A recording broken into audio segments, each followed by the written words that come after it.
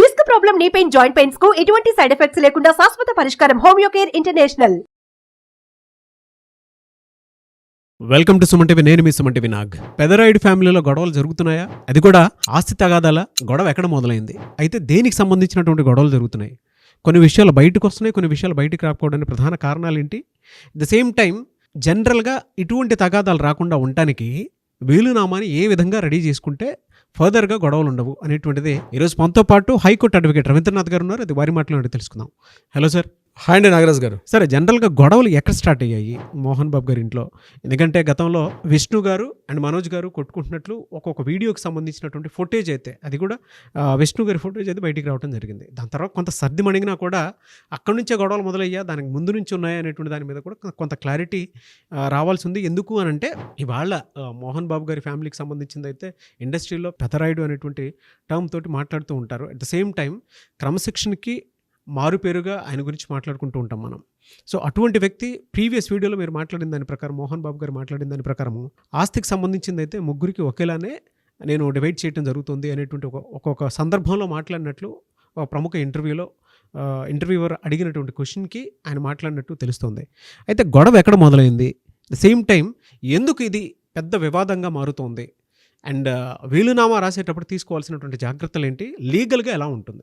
Nice question Nagaraj గారు. నిన్న గడిచిన 2 రోజులుగా జరుగుతున్నట్టు ఈ గొడవకు సంబంధించి నాకు అందిన ఇన్ఫర్మేషన్ నేను మీతో పంచుకునే ప్రయత్నం చేస్తాను. ముఖ్యంగా మంచు మోహన్ బాబు గారు, పెదరాయుడిగా మనం చెప్పుకుంటున్న మోహన్ బాబు గారికి చాలా ఆస్తులు అయితే ఉన్నాయి. అందులో ప్రధానంగా హౌసులు, జూబ్లీ హిల్స్లో హౌసెస్ కావచ్చు, కొన్ని ఫామ్ హౌసెస్ ఉన్నాయి, 1-2 చోట్ల ఫామ్ హౌసెస్ ఉన్నాయి. ఇది కాకుండా ప్రధానంగా నిత్య ఆదాయ వనరైనటువంటి శ్రీ విద్యానికేతన్ స్కూల్ కూడా ఆయనకుంది. అయితే ఈయన గడిచిన ఒక 6-7 ఇయర్స్ బ్యాకే తన ప్రాపర్టీస్ అందరినీ కూడా 3 పిల్లలకు కూడా ఈక్వల్ పార్ట్స్గా అందరికీ డిస్ట్రిబ్యూట్ చేసేసారని అయితే మనకు అందిన సమాచారం మేరకు. ఇందులో ప్రధానంగా జూబ్లీ హిల్స్ ఆ ఫిలిం నగర్ రోడ్లో ఉన్నటువంటి ఏదైతే హౌస్ ఉందో అది లక్ష్మీ ప్రసన్న గారికి ఆల్రెడీ ఇవ్వడం జరిగింది. ఇది కాకుండా మరికొన్ని హౌసెస్ కూడా ఆవిడకి లక్ష్మీ ప్రసన్న గారికి ఇవ్వడం జరిగింది.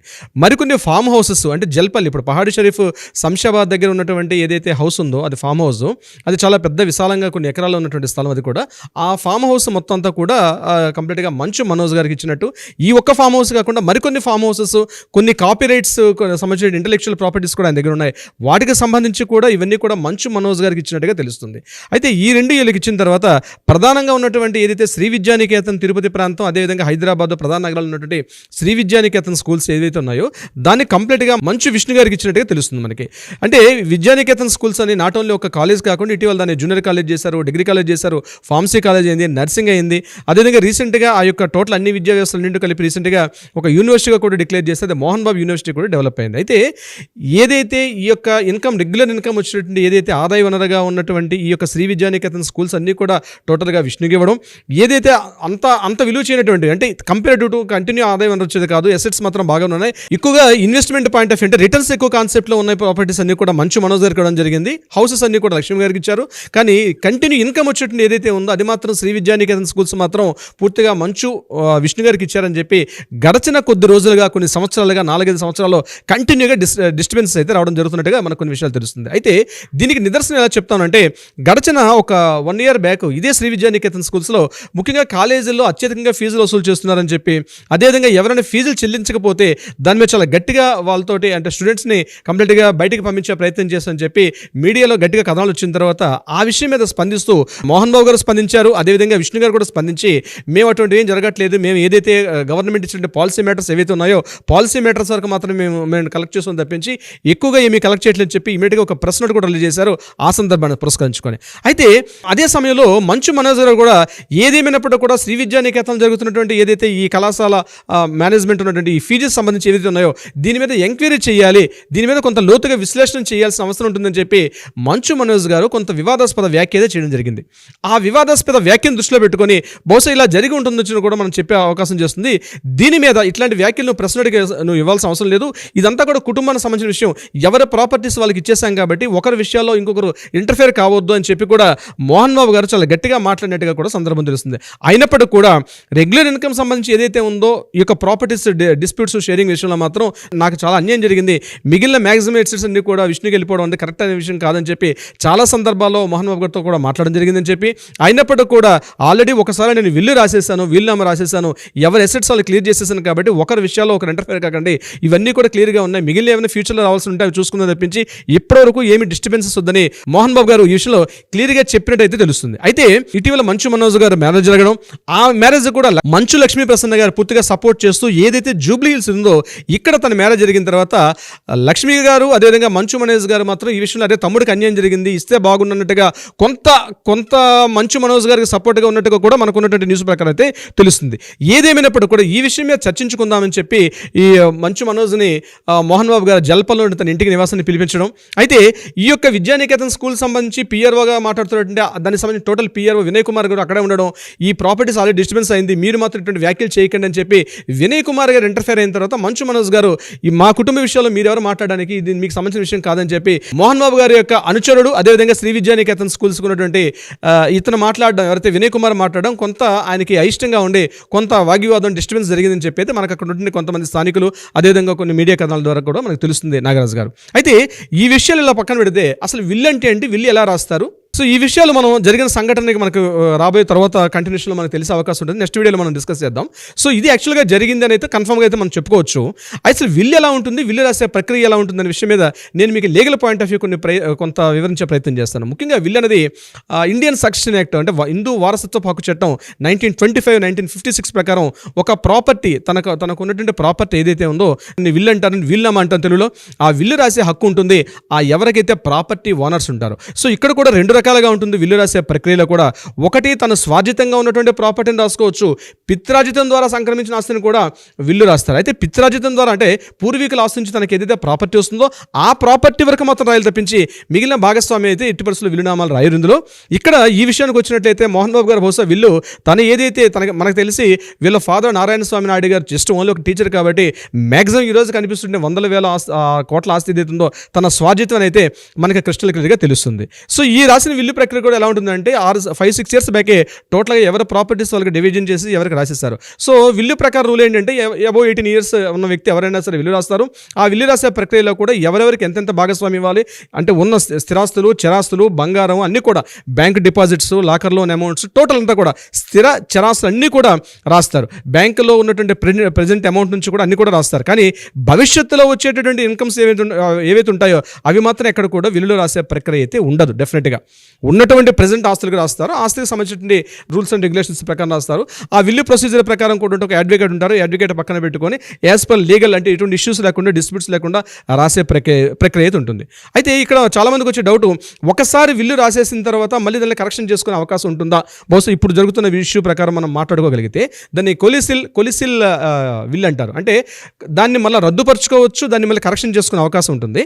ఒకసారి ప్రాపర్టీస్ని వాళ్ళకి రిజిస్ట్రేషన్ చేసిన తర్వాత కోర్టు త్రూగా మాత్రమే మళ్ళీ విల్ని కరెక్షన్ చేసుకునే అవకాశం ఉంటుంది తప్పించి ప్రెజెంట్ దాన్ని ఇమీడియట్గా కరెక్షన్ చేసుకునే అవకాశం అయితే ఉండదు.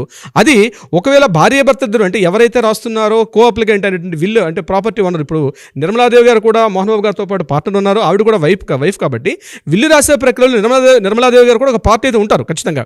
ఇది మంచు మనోజ్ గారి విషయంలో మరి ఓన్లీ ప్రాపర్టీస్ అన్నీ కూడా ఓన్లీ మంచు మోహన్ బాబు గారి పేరు ఉన్నాయా లేకపోతే నిర్మలాదేవి గారి మీద ఉన్నాయండి, అది వాళ్ళ సొంత విషయం కాబట్టి మనకి లీగల్గా బయటకు వస్తే విషయం తెలియదు. సో నిర్మలాదేవి గారి ప్రాపర్టీస్ రాశారా లేకపోతే అంతకుముందు ఉన్నటువంటి వీళ్ళ మదర్ చనిపోయినటువంటి ఇంతకు ముందు మదర్ ఉన్నారు విద్యాదేవి మీద ఉన్న ప్రాపర్టీస్ ఎవరికి రాశారు? అసలు ఇష్యూ ఎక్కడ వచ్చింది అంటే బతికున్న వాళ్ళ ప్రాపర్టీస్ రాయాలా, చనిపోయిన వ్యక్తుల యొక్క విల్లు కూడా రాసే అవకాశం ఉంటుందా? ఆ హక్కులు ఎవరికి చెందుతాయండి? పూర్తిగా కోర్టు పరిధిలో ఉంటుంది, ఆ కోర్టు డిసైడ్ చేస్తుంది. అంటే ఏమైనా అబ్లిగేషన్స్ అంటే ఇష్యూస్ రేజ్ అయినట్టు మాత్రమే కోర్టు పరిశీలన వస్తుంది. అయితే ఆ విల్లు రాసే ప్రక్రియ కూడా చాలా సిస్టమేటిక్గా రాయాల్సి వస్తుంది నాగరాజు గారు. ఇద్దరు సాక్షులు మ్యాండేటరీగా కంపల్సరీ ఉండాలి, వాళ్ళు కూడా 18 ఇయర్స్ అబౌవ్ 18 ఇయర్స్ ఉండాలి, వాళ్ళ స్వదస్తూరిత రాయాలి, వాళ్ళ ఓన్ ఎక్కువగా టైపింగ్ చేసిన కూడా సంతకం పెట్టవచ్చు. కానీ 99% విల్ అనేది వాళ్ళ సొంత ఓన్ హ్యాండ్ రైటింగ్తో రాస్తేనే, స్వదస్తూరిత రాస్తేనే చాలా 100% దానికి వ్యాలిడిటీ ఎక్కువ ఉంటుందన్నమాట. ఇది కాకుండా సెక్షన్స్ మనకి 23, 24 ప్రకారం ఈ విల్లుని కూడా మనం ఫైట్ చేసే అధికారం ఉంటుంది మనకి యాక్చువల్ లీగల్గా. కానీ ఈ రాసే ప్రక్రియలో వారసత్వ భాగాలు నాకు ఇంత రావాలి, నాకు ఇంత రాకుండా మా నాన్నగారు ఇంత రాశారని చెప్పే హక్కు మాత్రం ఎట్టి పరిస్థితుల్లో మాత్రం పిల్లలకైతే లేదు. ఒక వీలునామా రాసే వ్యక్తి తన స్వార్జితమైన ప్రాపర్టీ ఏదైతే రాస్తారో దానిని ఎవరెవరికి ఇవ్వాలనేది తన యొక్క పూర్తి హక్కు. అది ఒక పర్సన్కి ఎక్కువ ఇవ్వచ్చు, ఒక పర్సన్ తక్కువ ఇవ్వచ్చు, కానీ ఆ అన్నయ్యకి ఎందుకు ఎక్కువ ఇచ్చావు, నాకెందుకు తక్కువ ఇచ్చా అని చెప్పి అడిగే హక్కు పిల్లలకైతే ఎట్టి పరిస్థితుల్లో కూడా లేదు. అది కేవలం పూర్వీకుల ఆస్తి నుంచి వచ్చేటప్పుడు మాత్రం అడిగే హక్కు ఉంటుంది తప్పించి తండ్రి యొక్క స్వార్జితపు యొక్క ప్రాపర్టీ విలుపూర్వకంగా రాసినప్పుడు మాత్రం ఎట్టి పరిస్థితుల్లో కూడా పిల్లలకి అడిగే హక్కు అయితే లేదు. ఒకరికి ఎక్కువ కావచ్చు, ఒకరికి తక్కువ కావచ్చు, మనవలకి ఇచ్చారా, మనవరాలకి ఇచ్చారా, ఎవరెవరికి ఏమి ఇచ్చారు. అయితే నాకు తెలిసి మోహన్ బాబు గారు అలాంటి ఒక క్రమశిక్షణ కలిగిన వ్యక్తి, ఒక డిసిప్లిన్కి మారుపేరుగా నిలబడిన వ్యక్తి అయితే డెఫినెట్గా కాంట్రవర్షియల్గా అయితే చేసే అవకాశం ఉండదు. చిన్న కొడుకని పెద్ద కొడుకని కాకుండా అందరికీ ఈక్వల్గా పార్ట్స్ రాసిస్తానని చెప్పి గతంలో చేసిన వీడియోకి మనం ఒక ఎగ్జాంపుల్గా తీసుకుంటే ఎవరెవరికి ఏమేమి రాయాలో రాసి ఉంటారు. కానీ ఇక్కడ మంచు మనోజ్ గారు మనకు అందిన ఇన్ఫర్మేషన్ ప్రకారం నాకు శ్రీ విద్యానికేతన్లో 1% షేర్ హోల్డింగ్ కూడా మనకు మంచు మనోజ్ గారికి లేదు. కానీ ఆయన ప్రెస్ మీడియాలో మాట్లాడుతూ ఇమీడియట్గా నాకు అక్కడ జరుగుతున్నటువంటి ఏవైతే ట్యాక్స్ అండ్ ఫీజెస్ వసూలు చేస్తున్నారో దానిలో కూడా అది మరొకసారి ఎంక్వైరీ చేయాలని మాట్లాడడంలో, అంటే బ్రదర్కి రాసిచ్చిన ప్రాపర్టీలు కూడా ఈయన వేలెత్తి చెప్పడం ఉంది. అది సహించినట్టు మోహన్ బాబు గారు బహుశా ఇద్దరిని కూర్చోబెట్టి కొంత సముదాయించే ప్రయత్నం చేసి ఉండొచ్చు. కానీ మంచు మనోజ్ గారు మాత్రం మ్యాక్సిమం ఇన్కమ్ వచ్చేవన్నీ కూడా అన్నయ్యకి ఇచ్చేసావు కాబట్టి నాకు అందులో షేర్ కంపల్సరీ ఇవ్వమని చెప్పి గట్టిగా మాట్లాడుతున్నట్టుగా తెలుస్తుంది అక్కడ మనకు అందిన కథనాల ప్రకారం. కానీ మోహన్ బాబు గారు సస్యమీర్ అంటున్నారు, ఎందుకంటే ఆల్రెడీ ప్రాపర్టీ డిస్ట్రిబ్యూట్స్ అన్ని నేను చేసేస్తాను ఇవన్నీ కూడా అనుకోకుండా ఇప్పుడు మోహన్ బాబు యూనివర్సిటీగా మారింది. ఎప్పుడైతే ఆ మోహన్ బాబు యూనివర్సిటీగా రీసెంట్గా గడిచిన కొద్ది నెలల క్రితమే ఎప్పుడైతే అప్గ్రేడ్ అయిందో దాని మీద వివాదం రాజుకున్నట్టుగా తెలుస్తుంది. కానీ వీటి మీద ఫైట్ చేసే అధికారం మాత్రం పిల్లలకైతే ఎట్టి పరిస్థితులు ఉండదు. నాగరాజ్ గారు సార్, ఎవరికన్నా వీలునామా రాయించుకోవాలి అనుకునేటువంటి వాళ్ళు ఉంటారు, వాళ్ళకి మీరు పర్సనల్గా టైం ఇస్తారా, మిమ్మల్ని అప్రోచ్ అవ్వచ్చు సార్? తప్పనిసరిగా నాగరాజ్ గారు. ముఖ్యంగా ఈ వీలునామా రాసే ప్రక్రియలో వితౌట్ ఒక అడ్వకేట్, ఒక లాయర్ కన్సల్టెన్సీ లేకుండా విల్లు రాస్తే చాలా లీగల్ కాన్సిక్వెన్సెస్ ఫేస్ చేసే ప్రాబ్లం అయితే చాలా చోట్ల ఉంటుంది, తెలుసో తెలియక. ఎందుకంటే ఈచ్ అండ్ ఎవ్రీ పాయింట్ కూడా చాలా లీగల్గా రాయాలి. మనం ఇంకొకటి, మనకి హెల్తీ కండిషన్ ఉన్నప్పుడు రాసుకుంటే చాలా మంచిది. ఆ విల్లుని ఒక రిజిస్ట్రేషన్ చేసుకోవడం, ఒక అడ్వకేట్ కన్సల్టెన్సీలో పెట్టుకోవడం, ఇవన్నీ కూడా చాలా ఇంపార్టెంట్. సో దీనికి సంబంధించి ఎవరైనా న్యాయ సలహా సంప్రదింపులు కావాలంటే తప్పనిసరిగా కింద స్కూల్లో అవుతున్న నెంబర్ని కాంటాక్ట్ చేయగలిగితే డెఫినెట్గా మన లీగల్ టీం వాళ్ళకి అప్రోచ్ అవుతారు. దానికి సంబంధించిన పూర్తి వివరాలు కూడా అందించే ప్రయత్నం చేస్తారు నాగరాజ్ గారు. చూద్దాం ఏ విధంగా ఉంటుందనేది. Anyway sir, thank you so much Ravindranath గారు. Thank you so much Nagaraj గారు.